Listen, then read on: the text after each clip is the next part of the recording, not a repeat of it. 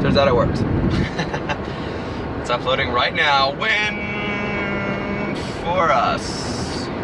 Anyways, I'm still weird. I've always been weird. I don't know if the anxiety has anything to do with that, but I'm a weird motherfucker.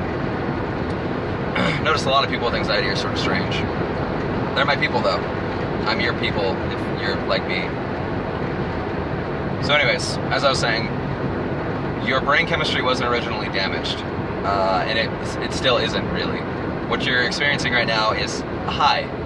You're experiencing a temporary, sorry, I'm on the brain thing now, temporary inebriation, a different way of brain functioning.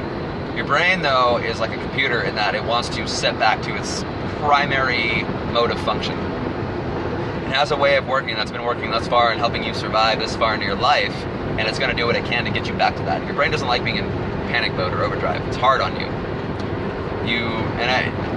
If you've had a panic attack, if you're one of the people, the unlucky people, who's had a panic attack that went full bore, got to like DEFCON 5, threat level midnight, then you've experienced, after it peaks and it kind of starts to wind down and end, you're shivering, you're cold, you're tired, you feel like you just ran a mile in the Arctic Circle. It feels awful, but comparatively it feels pretty great after a panic attack, but normally it would be a really awful feeling. You just feel exhausted and winded from it. That's a reaction. It's a human reaction. And here you go, actually. If you're having existential issues and you had a panic attack, check this out. I used this once and it kind of made me feel a little bit better. I can prove to you that you're real and that you are... I can't prove that to you, actually. That's a big claim. I can show you evidence of you existing in this plane of reality. How about that? You being physically present, you being a thing, not just a figment of someone else's imagination. When you're having a panic attack, try and do or say anything outside of your realm of panic. So in other words, freaking the fuck out, just be I know this is hard, but be cognitive enough, be there enough, coherent enough to just say something like, I really don't like peanut butter. And watch it stop your panic attack. Seems weird. Try it. Try it. And you'll end up sometimes even laughing, and you're going to be like, or I was anyways, I was just like, huh, that's stupid. There it is, though. There's your super quick ending to a panic attack. Don't try and talk yourself down. Don't try and make yourself think that things are okay. Because if you do something like that, you're aware of the situation. Your brain knows what you're doing, and it's going to further feed the fire.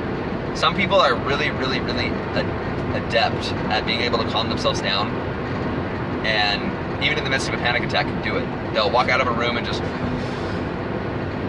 okay, I'm here. 1, 2, 3, 4, 5. 1, 2, 3, 4, 5. All 10 fingers. Everything's okay. Things are real. I'm having a panic attack. Some people can do that. Recently, within the last 6 months, I've begun to develop that I'll call it a talent, because that's really what it is. It's a skill. So, and you'll get there. If you're not already there, you're probably further along than me, man. Shoot. I'm just not learning it. I'm 27 and I'm just not picking this up. I've seen kids that can do this. So, I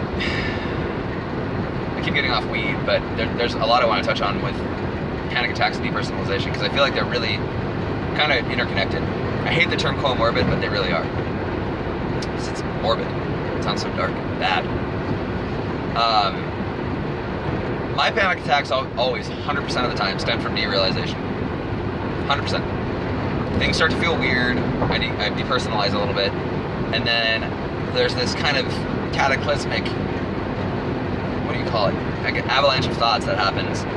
And it becomes, holy shit, I'm not real. What the fuck is happening? Oh my god, oh my god, oh my god. And obviously I'm not saying this, it's in my brain. But all of a sudden, your brain's doing this inventory of things. It wants to reach out and figure out what's real. The only thing you've got in that moment is yourself. I've done a lot of weird and crazy looking things outside of the realm of my having a panic attack to other people. To a third party, for instance, one time when I was quite a bit younger, I was 15 or 16, and I was taking a bath, parents' house, and it was something about the water faucet. I don't remember what it was exactly, but something happened where I was just like, water is trippy, and then that escalated super quick into this derealized state. It's funny now, but bear with me. If you had something like this happen, first off, I want you to understand that it's not a psychotic break. You didn't go crazy temporarily. You had a panic attack and you didn't know what to do because they're not normal. You don't normally have those. So this I think this one was probably my second worst. The first one was the one I mentioned in the first video where I had that guy knock me out essentially. I was freaking out. Everything's a dream. Nothing's real. Oh, I'm in a comic book. Whatever. Stupid. So I jumped out of the bathtub, stark naked, ran into my bedroom at the time, grabbed a disc off of my desk, like a CD, and I broke it, and then I was crying this whole time, and then I ran out to the landing of our staircase, and my parents were both downstairs watching TV, and I just like not even really making sounds, just panicked yells, and they knew what was happening at this point. They dealt with it since I was, 6 or 7. And so they go, my dad used to do this thing where he'd yell at me, Ryan, calm down. What's the problem? Oh, I'm having a panic attack. Ryan, calm down. Just like that. It's funny doing that now. I'm remembering it so much more vividly. So, put on a towel, come down here. Like I had done something wrong, like I was in trouble. Which maybe isn't the best way to approach it, but it worked at the time. As a kid, it worked. So, I put on a towel. It started to unwind a little bit. It started to settle down because I had something snap me back into reality real quick. That was a weak snap. I can't snap with my right hand, can you? There we go, a little bit. There's a better one. So it started to unwind a little bit, calm down, and I walked down there and I felt like just a piece of shit. I was yelling. I broke one of my favorite CDs. It was a mixtape, a mix of 2 AFI CDs in one. I had The Art of Drowning and Black Sails in the Sunset on one disc. My friend managed to fit it, and I snapped it in the middle of my fucking panic attack. So I'm thinking about that, and then on top of everything else, my parents just saw me naked as a teenager, which is like, that's enough to make anyone have a panic attack. So my dad's talking to me and he's calming me down. He goes, what causes that? And I literally, all I could muster up was, I don't know.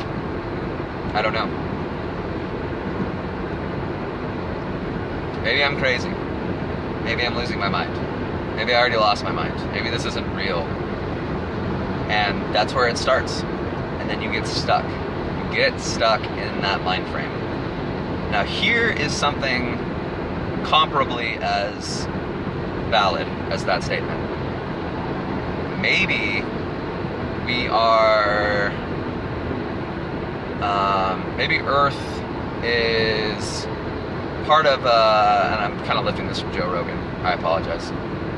Maybe we're part of a giant, we're a molecule in a gene, in a giant, in a different dimension. Maybe God is a flying spaghetti monster, to borrow that from South Park. Maybe is not probably. They're two different words because it's two different definitions. So understand that because you think a certain way, that may not be the case. Just that's how religion is. Whether you're religious or not, doesn't matter to me. Religion is a mindset. It is, without doubt in my mind, not always true, with some conviction, there's a God and he created people, and maybe you want to believe that because it's easier to accept than, I don't know how we're here. It doesn't make any sense. Whatever your reasoning, I'm going to go on a tangent again if I get into that. Whatever your reasoning, you believe that. That's your reality. That's how things are. So, understand this. When you're high, what is real and what is perceived become very blurred lines sometimes. And I think if you have any knowledge of anxiety or depersonalization or derealization, you're getting really close. It's really dangerous to drive like that. Don't do that. I'm trying to make a fucking YouTube video here. Jesus, selfish people. What you perceive when you're high a vast majority of the time is bullshit. It's, you feel things differently, you're hypersensitive, you hear things, you become paranoid, you get all this stuff. And for a lot of people, what manifests ultimately as depersonalization or derealization or a panic attack is what only manifests into paranoia for most people. Some people say, oh, I get really paranoid when I smoke pot. Fair enough. And then it wears off and you're aware of what it is. It's different for everyone. Maybe some people aren't susceptible to panic attacks. I don't know. I don't know everybody, but I know that not everyone freaks out and begs their, 240-pound friend to give them a fucking haymaker to snap them back into reality because you think you're in a comic book. Maybe that's just me. I don't know, but yeah. So, anyways, what I'll tell you if you email me a lot of the time, I'm not trying to give you a one-size-fits-all answer because no two situations are the same. But as a good point of reference, just understand that what you did is not permanent, it's temporary, and I know that it's scary to be in it for even 30 minutes, and I can't tell you one way or another how long it's going to last because everyone's different. I've met people, I'm a person who experienced that severely, really, really strong, really bad, and it was gone within 2 days. I don't know why. Maybe it was a mentality thing, a mindset thing, whereas I know what this is, I know how long THC lasts in your system, it's going to wear off, and I'll be better. And I just stuck to that. It wasn't even a belief. It wasn't like I think if I just think this way. It was, I know this. THC is going to wear off eventually, and I'll be fine. There it is. So, when you're stuck, here's the advice I'll give you. I've already told you now that, and you can look this up by yourself if you want to independently look this up if it makes you feel a little bit better. Don't look at weed affecting, oh, can I have it go into psychosis smoking pot? I don't know. Probably not. But what I can say is this. It has a half-life. It does wear off. Sorry, a shelf life. I always want to mix those words up. It has a shelf life. It does wear off. What you've experienced now is being high. You clearly don't like being high. Don't do that again. Don't do stupid shit. Life is rad. You don't need to smoke pot to make it better. And also, if you are younger and you're still in high school or whatever, or middle school even, don't ever smoke weed or let someone tell you what you need to do to be cool or what is or isn't acceptable now. Because at the end of the day, in my life, those kids that were the cool kids and that were smoking pot and doing drugs and popping pills and doing all this shit, they're all burnouts now. Some of them are dead. Some of them are in prison for life. Some are doing 5, 10, 15-year stints. You don't have to do that. Do whatever you want to do and do what you think is going to work well with you. Because other people don't know you, and other people, if they want to be followers, let them follow. You're different. You're better than that. Don't let anyone decide your life for you. Alright? Especially with drugs. That shit's permanent.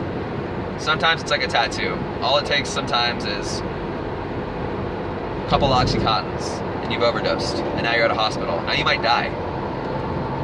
Not worth it. Don't fucking do it. Don't ever start. That's it. It's my advice for you. Again, always feel free to email me. My email is my first name, last name, Ryan Brannick, no underscore, no space, number 1331@yahoo.com. So Ryan Brannick, 1331@yahoo.com.